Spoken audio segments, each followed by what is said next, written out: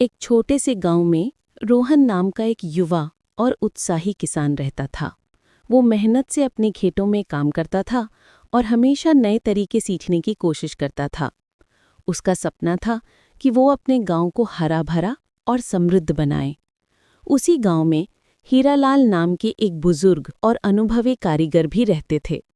हीरालाल की उम्र भले ही ज्यादा थी, पर उनके हाथों में जादू था।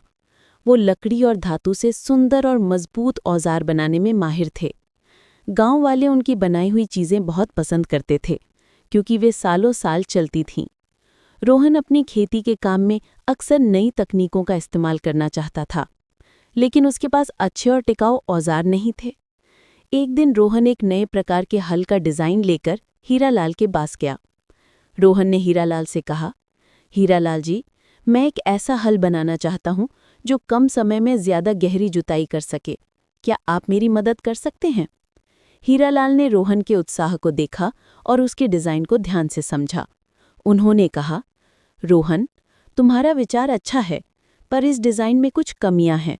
अगर हम इसे थोड़ा बदलाव करें और मजबूत लकड़ी और धातु का सही मेल करें तो ये हल अद्भुत बन सकता है। फिर रोहन का नया विचार और हीरालाल का अनुभव एक साथ आए।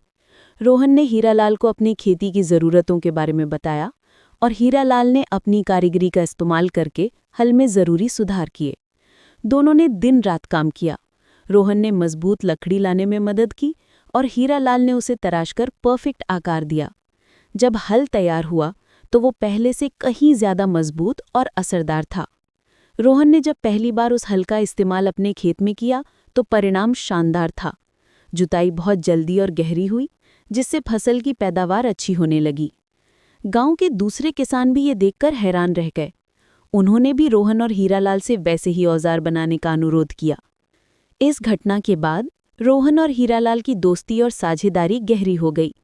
रोहन अब नई नई ज़रूरतों को पहचानता था और हीरालाल अपने अनुभव से उन्हें पूरा करने के लिए टिकाऊ औजार बनाते थे।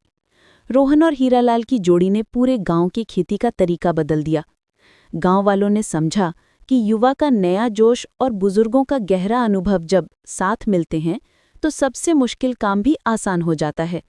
रोहन ने हीरालाल के सम्मान में उनकी बनाई हुई कारीगरी को हीरा औजार नाम दिया और गांव में समृद्धि आ गई।